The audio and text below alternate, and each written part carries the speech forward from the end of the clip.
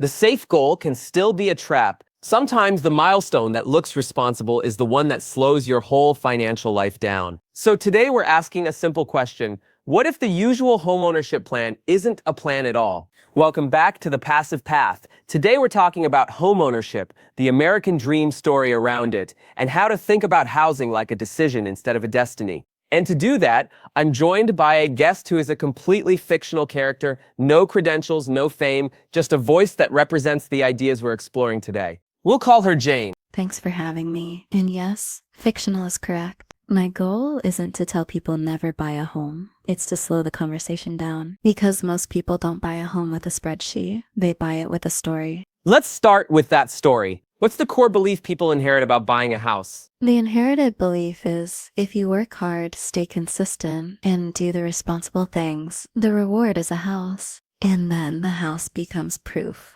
You made it. The problem is, housing isn't just shelter in that story. It's identity, status, safety, adulthood, everything bundled into one purchase. So when prices rise faster than wages, it doesn't just feel expensive. It feels like the promise broke. Exactly, and that's why people get angry. They're not only priced out of a building, they're priced out of the meaning attached to it. Meanwhile, the market doesn't care about meaning. The market cares about supply, credit conditions, and incentives. You've said before that the playbook can be outdated. What's the dangerous part? The dangerous part is treating one path as mandatory. When you only accept one finish line, you become easy to predict. Predictable people are easy to sell to. Mortgages, upgrades, insurance, fees, maintenance contracts, refinancing. Not because everyone is evil, because incentives are set up to make that machine run. So you're saying the dream becomes a funnel. Everyone walks through the same door, and a lot of industries are waiting on the other side. That's a good way to put it. And once you see it as a funnel, you can ask a calmer question. Is this deal good for my life right now? Let's do the practical part. When someone says my house went up a lot, so it was a great investment, what do you want them to notice? I want them to notice that paper gains and usable money are different. If your home value rises, you don't automatically get spending power. To access that value, you usually have to sell, borrow against it, or move somewhere cheaper. So the question becomes, does this increase my freedom, or does it just increase a number on a screen? And the follow-up is uncomfortable. If every house got more expensive, you didn't necessarily get ahead, you just got swept upward with the tide.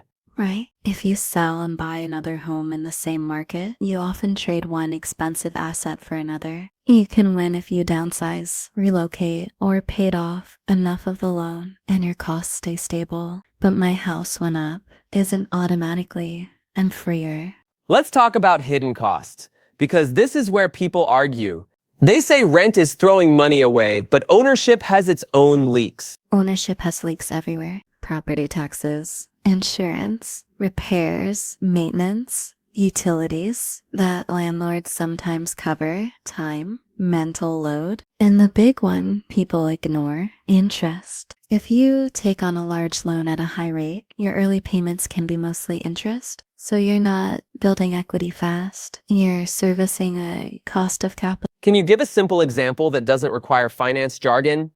Imagine two households with the same monthly budget. Household A buys a home and pays a mortgage, plus taxes and repairs. They feel stable, but cash is tight. Household B rents a smaller place and invests the difference consistently. After years, Household A might have a larger net worth on paper, but Household B might have more flexible money that can move, pay bills, start a side business, or handle emergencies without borrowing. That flexibility matters, because life doesn't ask permission before it changes the plan. Exactly. If you lose income, the house doesn't become more forgiving. It becomes more demanding. So it's not rent bad, own good. It's cash flow and resilience matter. You also draw a line between what the middle class tends to buy and what wealthier people tend to buy. Say that carefully, without turning it into a stereotype. For most people under a certain net worth, the biggest assets are the home and the car. Those can be useful. They can also be cash traps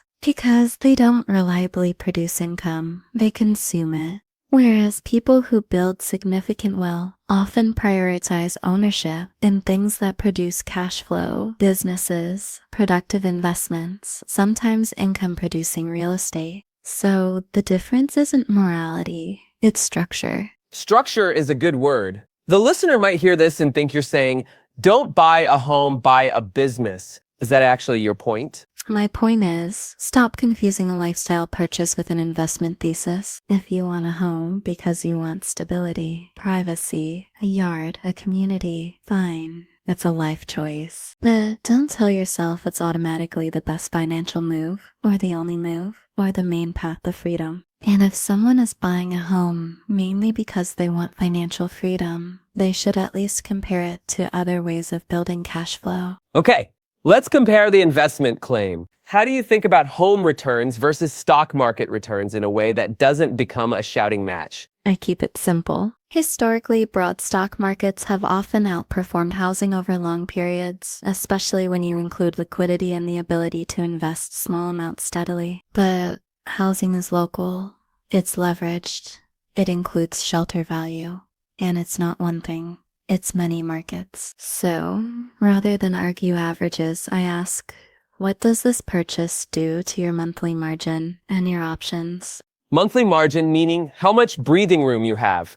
Exactly. Breathing room buys choices. Choices are the real wealth. Now let's move into the part where people get emotional. Rental property. A lot of people say, fine, I'll buy a house and rent it out. That's how you get ahead. Sometimes that works well. But many first-time landlords imagine a clean spreadsheet and get a messy reality. They underestimate vacancy, repairs, insurance increases, regulatory surprises, and time. And if the property is highly priced and the rent isn't high enough, the return can be unimpressive relative to the risk. So the passive part is often the illusion. Yes, real estate can be a business. And businesses are not passive. They can be worth it. But don't call it passive just because it's familiar. Then you make a provocative comparison, buying a boring business instead of a property. What do you mean by boring? Boring means simple demand, repeat customers, understandable operations. Things like cleaning services, lawn care, small maintenance businesses, local services. Not because they're glamorous, because they're legible. If you understand how the money comes in and where it goes out, you can manage risk. But the listener might say, that's riskier than property. It can be. A business can fail. A tenant can also stop paying. A roof can also collapse. A city can also change rules. The honest frame is, everything has risk. The question is whether the risk you're taking has upside. A lot of people accept low upside risk because it feels normal. This connects to your idea of a risk budget. Explain that in plain language. A risk budget is how much uncertainty you can tolerate without breaking your life. It depends on your savings, your income stability, your responsibilities, your health, your temperament. Then you choose risks that are calculated, not reckless. You don't need maximum risk. You need deliberate risk. So instead of asking, what's safest, you ask, what risk can I afford, and what risks give me real options later? Exactly. Because the biggest long-term risk for many people is choosing safety that keeps them stuck. No flexibility, no skills growth, no ownership beyond a mortgage. Let's bring this back to a listener who still wants a home, not as a dream, as a If someone wants to buy a home in 2026, what are some less obvious approaches? I'll give 3 broad approaches. First, rent, with an option to buy, often called rent to own. Second, seller financing. Third, making the home partially pay for itself, like renting a room, a duplex strategy, or a live-in setup that reduces net cost. Let's take them one at a time. Rent to own. What's the point of it? The point is time and optionality. You lock in a potential purchase agreement while continuing to rent. Sometimes a portion of your monthly payment is credited toward a future purchase. It can help if you need time to improve credit, grow income, or wait for rates to change. But you have to read terms carefully because some contracts are designed to benefit the seller more than the buyer. So useful, but not magical. A tool, not a shortcut. Exactly. Okay, seller financing. Most people have heard of it, but only as a vague idea. Seller financing means the seller acts like the bank. Instead of you borrowing from a traditional lender, you agree to pay the seller over time under negotiated terms. There might still be a down payment, there's usually interest, there's a promissory note, the home is collateral.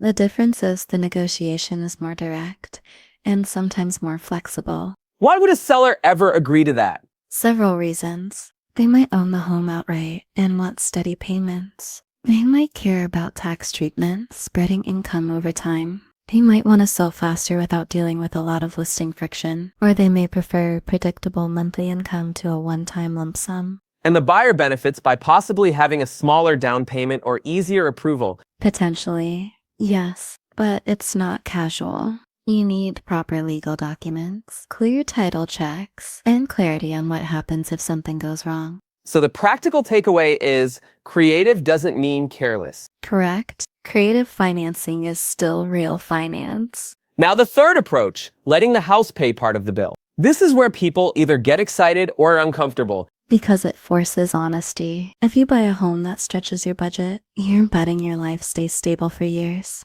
If you buy a home with a built-in way to reduce your net housing costs, like a duplex, a basement unit, a roommate plan, you're buying resilience. It's not for everyone, but it turns housing from a pure expense into a partial income strategy. So we've covered alternative ways to buy. Now I want to ask the deeper question.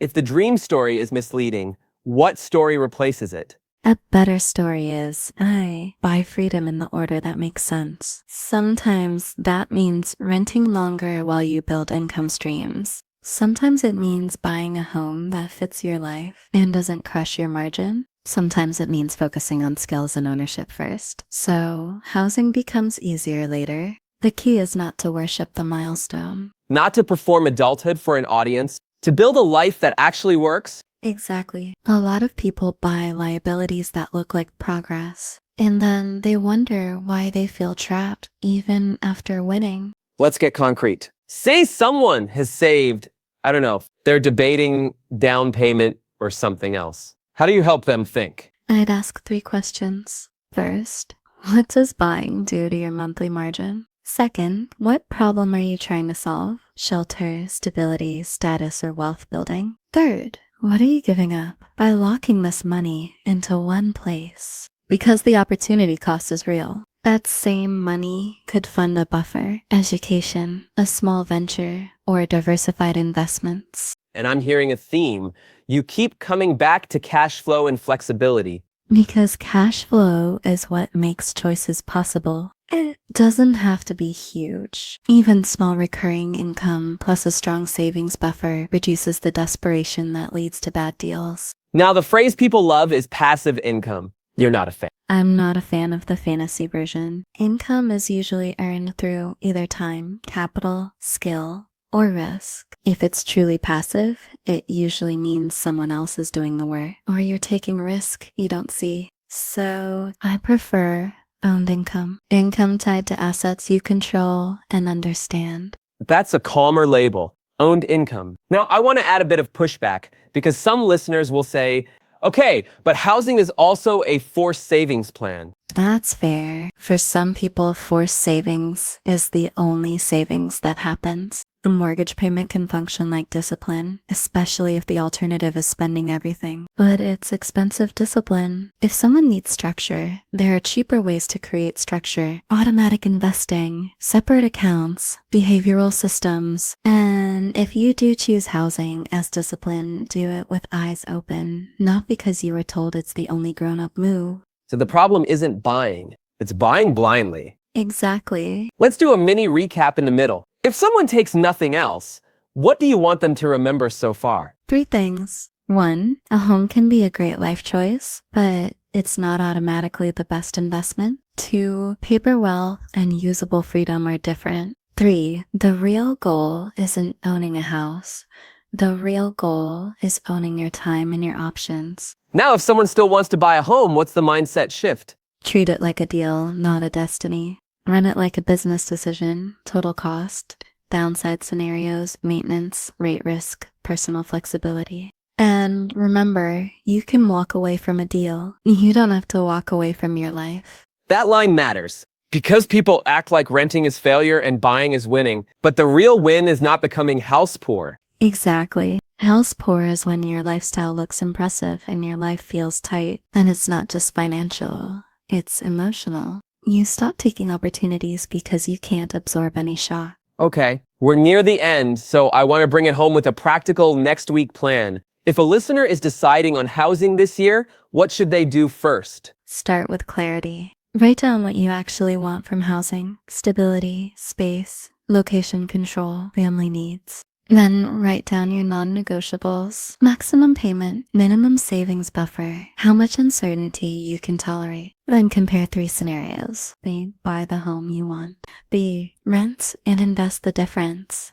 C, a hybrid, smaller home, roommate duplex strategy, or delayed purchase with an option-based approach. When you compare scenarios, you'll notice which one gives you the best mix of stability and flexibility. And if the listener feels ashamed because they can't keep up with the old dream, They should remember the dream was designed for a different era. Different prices, different rates, different wage dynamics. You're not behind. You're just living in a world where the default script needs editing. And that's a good place to land.